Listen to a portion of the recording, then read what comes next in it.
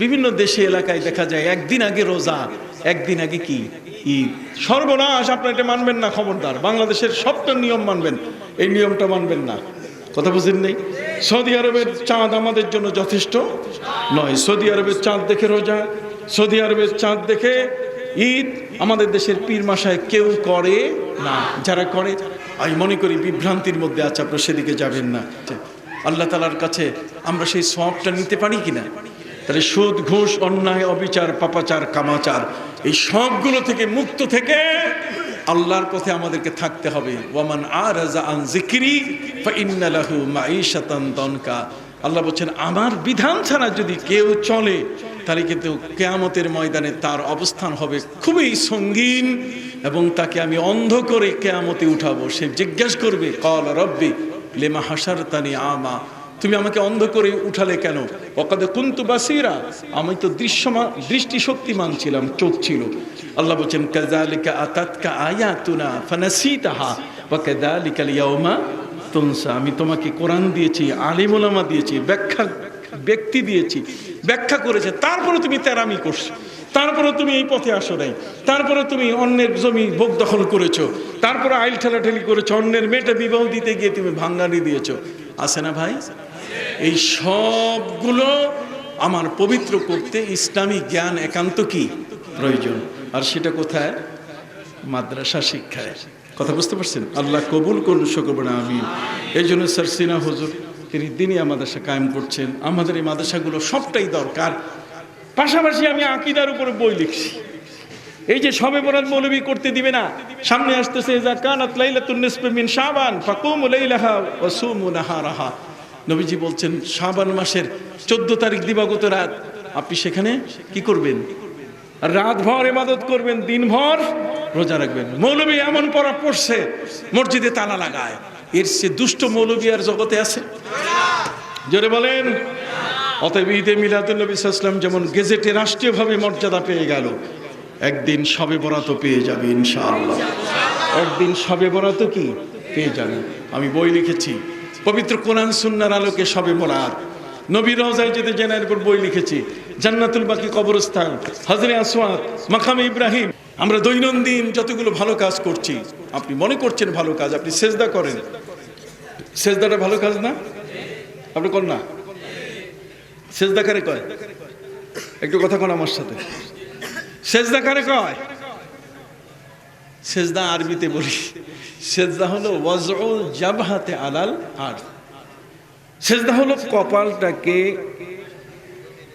জমিনের উপরে রাখা, এটার নাম কি? এখন আপনি কপালটাকে জমিনের উপরে রাখছেন, সেজদা হয়ে গেল? উজু নাই, আপনার উজু নাই, সেজদা হইল? পূর্ব দিকে ফিরে আপনি মাথা মাটিতে ঠেকাইছেন, আপনি কেন জানি কথা বলতেছেন না? একটু আমার সাথে কথা বলেন না। আপনি পূর্ব দিকে ফিরে মাটিতে মাথা ঠেকাইছেন, সেজদা হবে? আচ্ছা বাদ দেন, আপনি উজু আছে, গোসল আছে, সব আছে ঠিক, কিবলার দিকে ফিরে আপনি মাথা ঠেকাইছেন, সেজদা হইছে? কেন? না, প্রশ্নটা এমন ছিল না। প্রশ্নটা হচ্ছে, একটা সেজদার জন্য বিধান আছে। সেজদার জন্য কি আছে? সেই সেজদার বিধানটা কি? সেজদার বিধান হচ্ছে খালি কপাল রাখলে হবে না, নাকটাও লাগাইতে হবে। কথা কর না? তাহলে সেজদা করব কি দিয়া? নাক আর কি? কপাল দিয়া। জোরে কর না, নাক আর, আবার বলেন, আবার বলেন, আবার বলেন। তাহলে নাক আর কপাল দুইটাই মিলে কি? কিন্তু একজন লোক খালি মাথাটার উপরে ঘষাঘষি করতেছে, নাকের কোনো খবর নাই। সেজদা হবে, সেজদা হতে গেলে কি লাগবে? নাক কপাল কি? এই দেখেন, নাক আর কপাল, এই দেখাই দিলাম। আমি এর উপরে বই লিখেছি, সহি উজু সহি নামাজ, এত বড় মোটা বই লিখেছি, চিত্র দিয়েছি, ছবি দিয়ে আপনাকে সেজদা শিখাই দিছি। অর্থাৎ নাক আর কপাল কি লাগাইতে হবে। ভালো কথা, নাক আর কপাল লাগাইছেন, খুব ভালো কাম করছেন।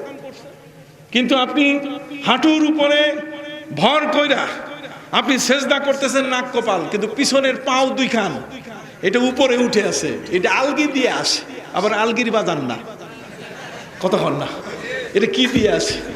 আলগি দিয়ে, আলগি দিয়ে মানে উঁচা হয়ে আসে, শূন্যের উপরে পা দুটো উঠায় রাখছেন আপনি, সেজদা করতে যেয়ে পিছনের পা দুটো কি?